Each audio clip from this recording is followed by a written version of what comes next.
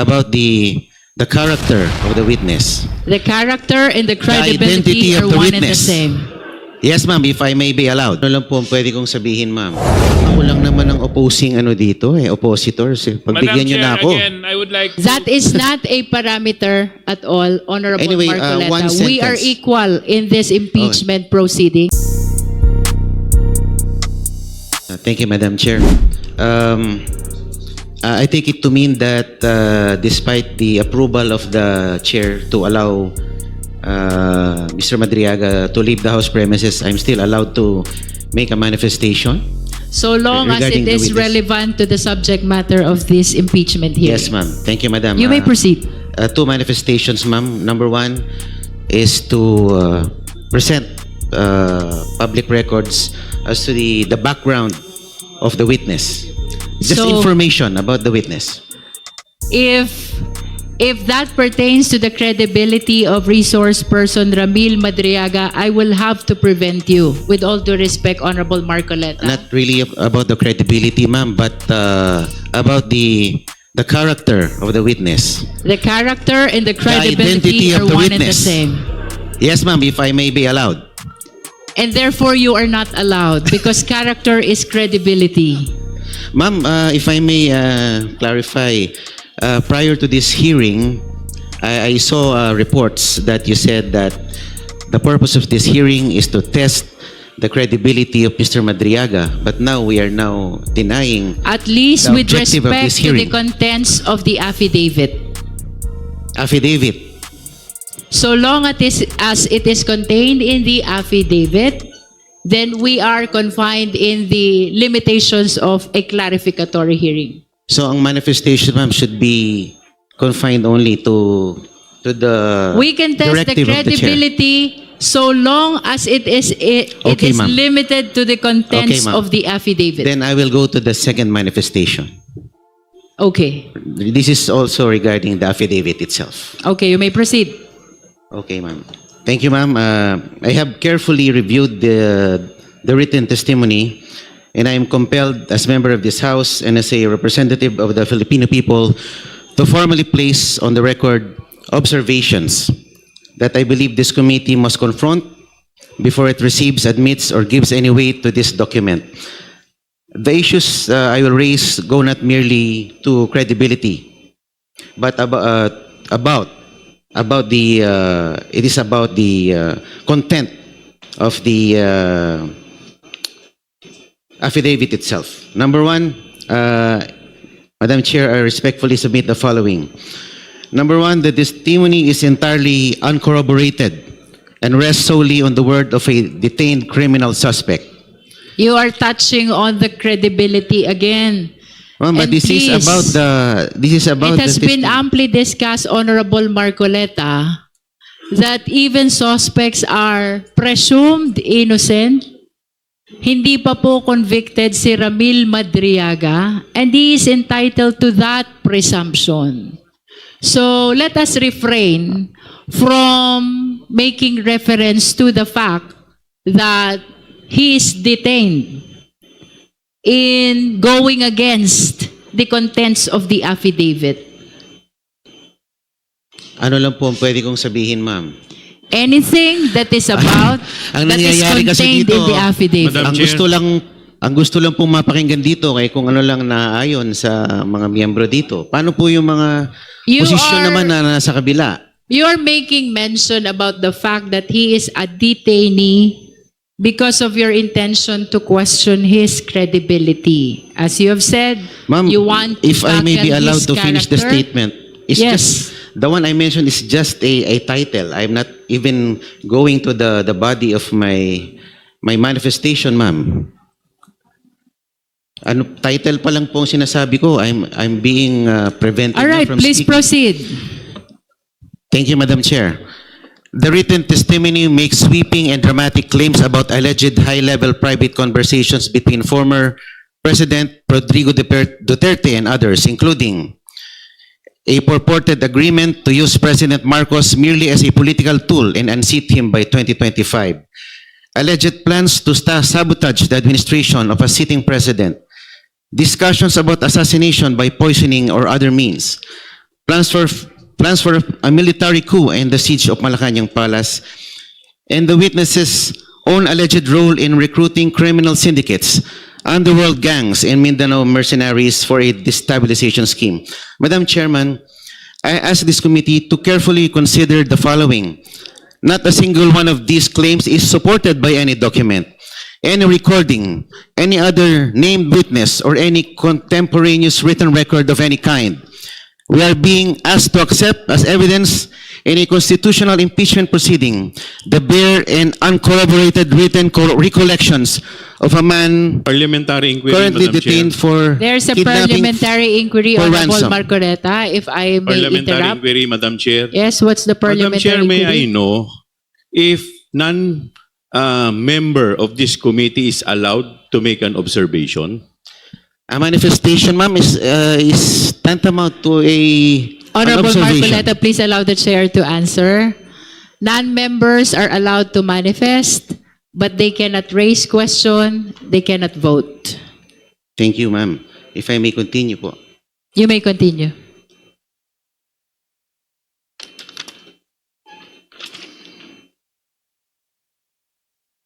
We are being asked to accept as evidence in a constitutional impeachment proceeding the bare and uncorroborated written recollections of a man currently detained for kidnapping for ransom, a man whom the PNP anti-kidnapping group officially described as the leader of one of the most dangerous criminal syndicates in recent Philippine history. The standard of evidence in an ordinary criminal case already demands corroboration of testimony from interested or compromised witnesses. The standard in an impeachment proceeding, which carries the gravest of political and constitutional consequences, must demand no less and arguably demands far more. Number two, Madam Chair, the witness places himself as an active participant in the very conspiracy he described. Madam Chairman, I wish to draw the committee's attention to a point that I believe has not been sufficiently examined. This witness is not a passive observer of the events he describes. By his own written account, he is an active and willing participant in them. According to this written testimony, if I may read, Madam Chair, the witness claims he was personally consulted by the former President Duterte and offered strategic advice. He personally recommended the creation of a dedicated security unit for the Vice President and identified its headquarters. He claims he was given specific assignments to recruit civil groups, school clubs, fraternities, underworld criminal gangs, and syndicates as part of an alleged plan to destabilize the government. He describes having knowledge of and apparent proximity to discussions about assassinations, coups, and the assault of the presidential palace. Madam Chair, if we take this testimony at face value, then the man sitting before this committee is not merely a witness. He is, by his own admission, a co-conspirator in a criminal enterprise of the highest order. He is a man who claims to have knowingly participated in plots that, if true, would constitute rebellion, sedition, and conspiracy to commit murder among the gravest crimes under Philippine law. This raises a question that this committee cannot in good conscience ignore. Why is this self-confessed co-conspirator being presented here as a credible witness rather than being investigated and prosecuted for the crimes he himself admits to participating in? And more importantly, has this witness been offered any form of immunity, protection, or accommodation in exchange for this testimony? If so, this committee and the Filipino people have an absolute right to know. Ramil Madriaga stated earlier that his giving testimony to this committee is not in consideration of any offer coming from anyone. I make a manifestation, Madam Chair. The Honorable Chua. Thank you, Madam Chair. Madam Chair, we are not accepting everything that Ramil Madriaga stated a while ago as gospel truth.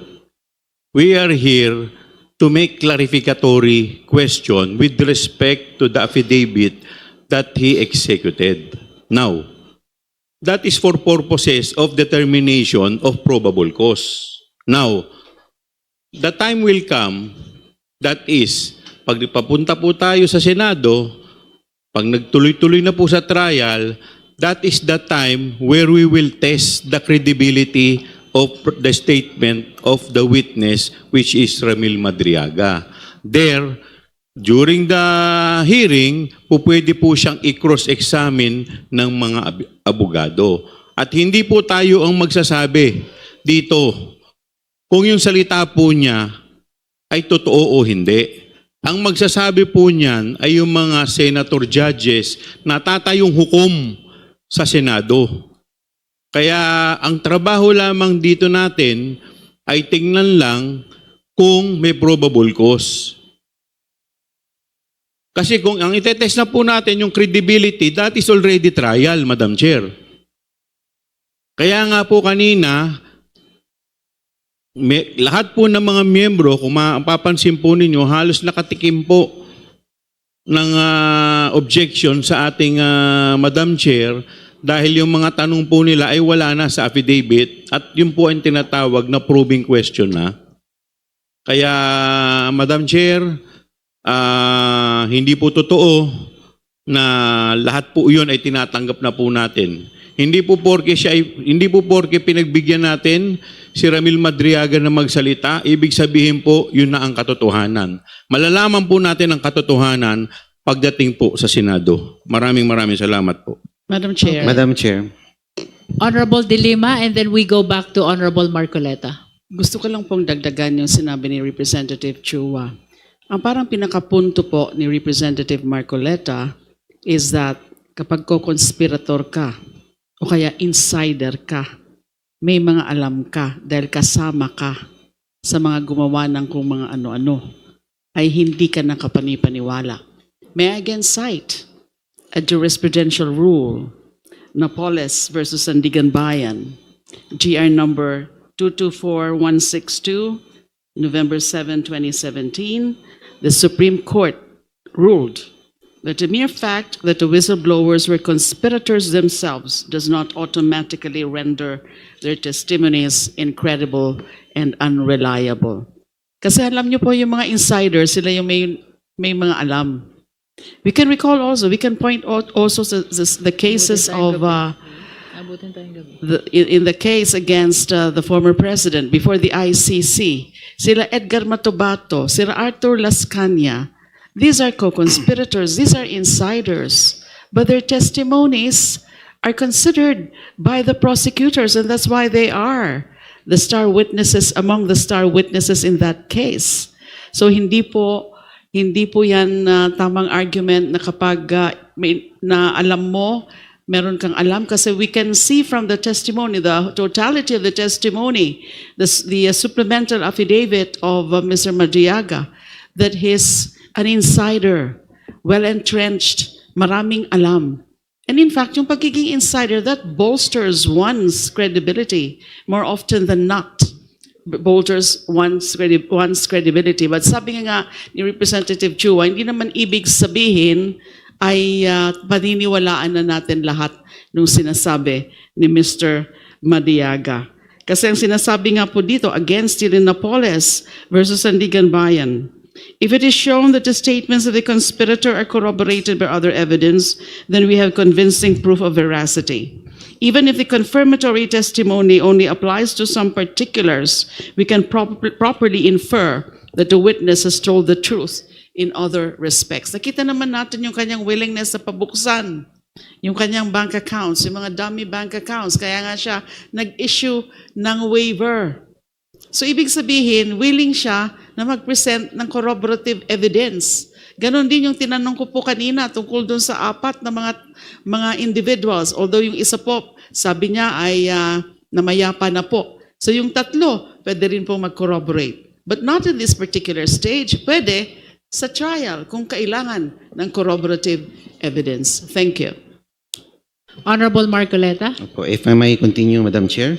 Yes, I hope you are listening also to their manifestations. Yes, ma'am. I highly respect the opinion of They Congressman are De in Lima. response to your statement that he is a conspirator in the alleged acts committed by the former president. This is actually tantamount to a declaration against interest. You may continue. Number 3, the extraordinary nature of the claims demands an extraordinary standard of proof. Madam Chair, there is a principle recognized in law, in logic, and in common sense. Extraordinary claims require extraordinary evidence. The allegations in this written testimony are not ordinary. They include a sitting president being orchestrated as a puppet to be discarded on a predetermined schedule. Presidential assassination by poisoning as a contingency plan. A coordinated military coup involving active and retired AFP and PNP officers. The planned siege and assault of Malacanang Palace by hard militants and mercenaries, and the recruitment of underworld criminal networks to trigger civil unrest. These are not allegations, Madam Chair, of budgetary irregularities or administrative lapses. These are allegations of a massive, multi-layered conspiracy, criminal conspiracy at the highest levels of Philippine political and military life. If true, they would represent the most serious threat to Philippine democracy in recent memory. And yet, they are presented to this committee supported by nothing more than a handwritten account from a man facing serious criminal charges If I of his may own. interrupt, Honorable Marcoleta, regardless of the nature and the amount of information that is being disclosed in the affidavits of the resource persons, our standard here is only probable cause. Thank you, So Madam. let it be placed on record that what we're trying to establish here is the existence only of probable cause. That is regardless of the amount and the nature of the information disclosed. Madam Chair. Honorable Tino. Madam Chair, the Honorable Marcoleta just mentioned that he is reacting to a handwritten account, a mere handwritten account of Madriaga. Pwede po, if may I ask the representative to read that part of his statement again? May I correct that if kung ayaw mo ng handwritten, typewritten. Hindi po. Sinabi nyo sa statement nyo, he's reacting to a For handwritten accuracy, that handwritten was never accepted in the committee. Actually, I have in my me- point precisely, Madam Yes. Chair. I have in Nagre-react me siya. Alam ko rin po yung two handwritten. copies of the I have the floor, affidavit. Madam Chair. One handwritten Can and we hear one first the Honorable typewritten. Tino? I have the floor, Madam Chair. Yes. Yes. You may proceed. I am aware of that handwritten account. Umikot po yan sa social media kahapon. May mga photos ng handwritten account allegedly by Mr. Madriaga na ang nilalaman ay tungkol sa sinasabi niya, no? Yung alleged destabilization plot. However, Madam Chair, malinaw na hindi yan bahagi ng proceeding na That's ito. correct. No, ang pinag-uusapan po natin ay yung sworn supplemental affidavit That's correct. ni Mr. Madriaga. In fact, it was asked by the Honorable Ko, and the chair answered that it is not part of our proceeding today. Precisely, Madam Chair. Therefore, his whole manifestation is out of order, Madam Chair. Madam Chair, I have here. Okay, two- let's hear the response of the Honorable Marcoleta. Opo, Madam. Are you referring really to the handwritten? to both the handwritten and the typewritten? I have But two you here. cannot refer to the In my- handwritten because it is not in my part of our possession. proceeding. Anyway, So you have to make up your mind. Is that manifestation pertaining to the handwritten or the computerized okay, allow me to affidavit? make a correction to refer to the handwritten affidavit. If this satisfies So you are to referring to the typewritten, handwritten. to the typewritten, does that satisfy the Honorable Tino? There are only two affidavits that are part of the proceeding of our impeachment hearing. The first affidavit that is computerized and the supplemental affidavit that is computerized as well. So please state for the record and be certain which document are you referring to in your manifestation. For this purpose, ma'am, I'm referring to the supplemental affidavit here. In other words, you stand corrected No, Madam Chair. when you made mention about a handwritten. Sorry about the handwritten term.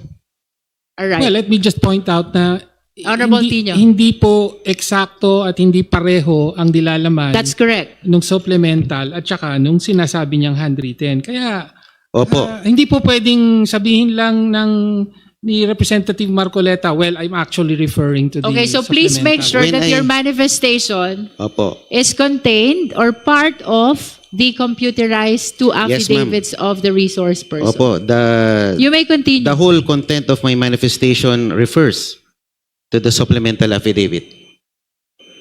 That is a correction to what you have said earlier. Yes. Yes, ma'am. Please continue. Madam Chair. The Honorable Joboy Aquino and then Honorable Abante. Madam Chair, can we limit Yes, we are actually limited to 5 minutes per justice member. And I think you are on your 4 Ma'am, minutes already. Yes, ma'am. So, with your indulgence, Honorable Marcoleta, please wind up on your Yes, ma'am. manifestation. You have 1 minute to wind Yes. up. Madam Chairman, the weight of the claim must be matched by the weight of the evidence. As it stands, there is a vast and troubling gap between the two. Lastly, the timing and circumstances of this testimony raise serious questions of motive. Madam Chair, I also wish to place on record my serious concern about the timing and context of this testimony. The document is dated April 11, 2024, if I'm not mistaken, ma'am. Am I be corrected on the exact date? April Comsec, 11? can you please confirm it if the date is April 11, 2026? Of the supplemental affidavit. The date of the supplemental affidavit. May I confirm the exact date? Kindly confirm the date. Okay, it's confirmed April 11, 2026. April 11 ba? Ah, okay. Akin. Please continue, Honorable Marcoleta. Okay, ma'am. Winding up. Let me skip that part, ma'am. Okay, Kasi skip. ang Madam akala Chair. ko, this is 2024. Anyway, Madam Chair, Let us allow him to finish. After all, he has 1 minute left. 30 seconds na nga lang. this is very critical in the statement made by Representative Marcoleta because he said April 11, 2024. And if we can go back to the records and confirm that is what. Yes, that's what why was I he said it's April 11, 2026. kaya I nga po corrected kinoconfirm Honorable ko, Marcoleta. Madam, Representative Sendanya, that's why I'm verifying the actual date of the supplemental affidavit. So for Are you the- holding a copy? Opo.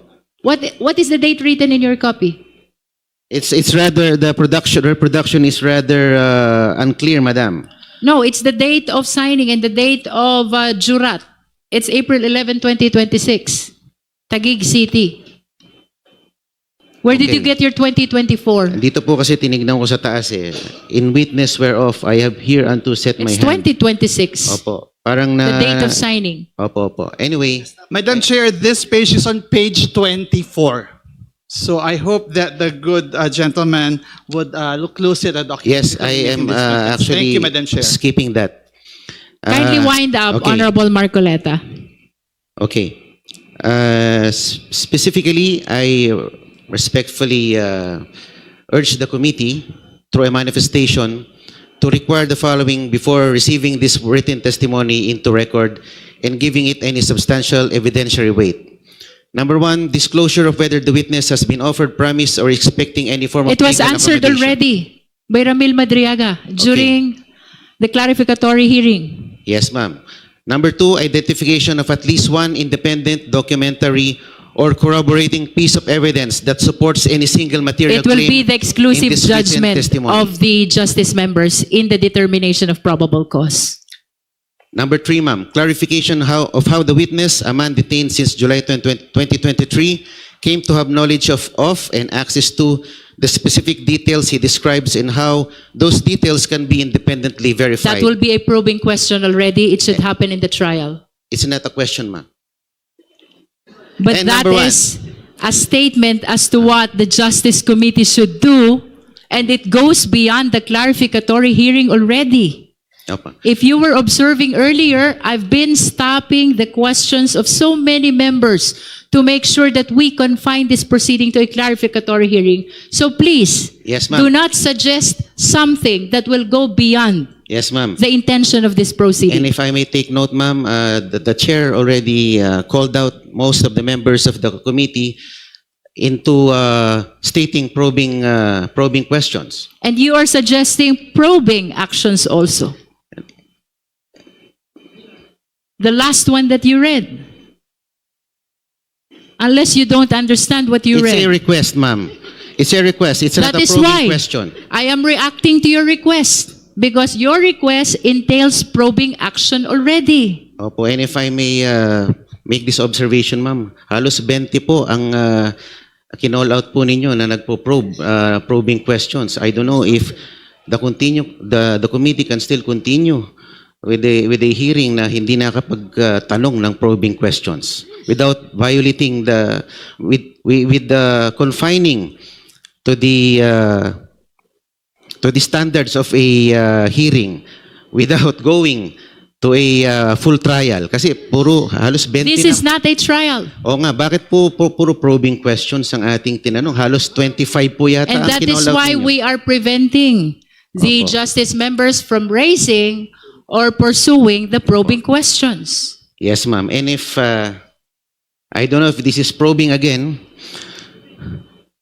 if I may be furnished a full accounting of who assisted the witness in preparing, drafting, or delivering this written testimony, and whether any party with an interest in the outcome of this proceeding was involved in that process. I think that has been answered by Madriaga already during our clarificatory hearing.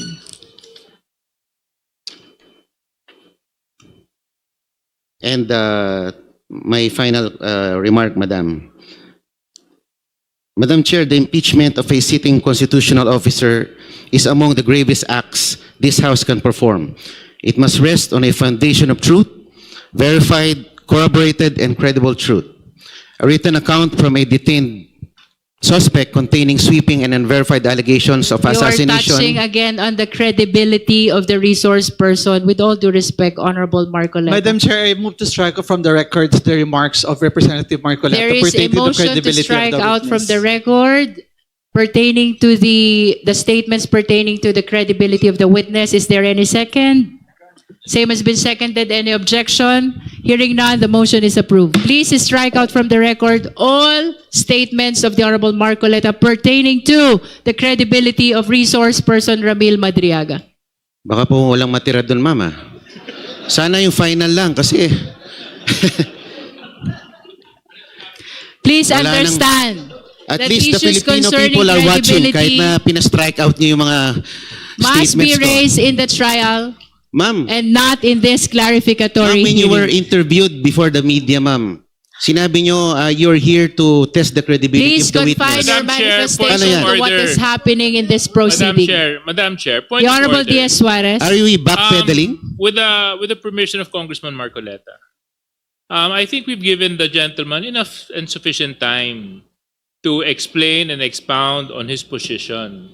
We still have so many matters to discuss and so many resource persons have been waiting. So may I ask the indulgence of the good congressman if we can already put and conclude his position and move on with our hearing, because Madam Chair, it's 3:45 in the afternoon. Okay. So let's We not- have given let's not him labor more anymore. than 10 minutes already, Besides, although so- the same is protracted. Ma'am, ako lang naman ang opposing dito, oppositors. Pagbigyan nyo na Chair, ako. again, I would like to- That is not a parameter at all, Honorable Anyway, Marcoleta. one We are sentence. equal in this impeachment proceeding. We do not look as to the political affiliation of the justice members. We are investigators here, conducting a clarificatory hearing for only one purpose. That is the determination of probable cause. Thank you, ma'am. My final sentence. Last sentence. Please be so guided. The Filipino people are watching this proceeding. They are watching to see whether this committee will hold itself to the standard that the Constitution and the gravity of this moment demand. I am confident that the honorable members of this committee are fully capable of meeting this standard. I make this manifestation in faithful service to this institution, to the truth, and to the Filipino people. Thank you, Madam Chair. Thank you for watching, mga kababayan.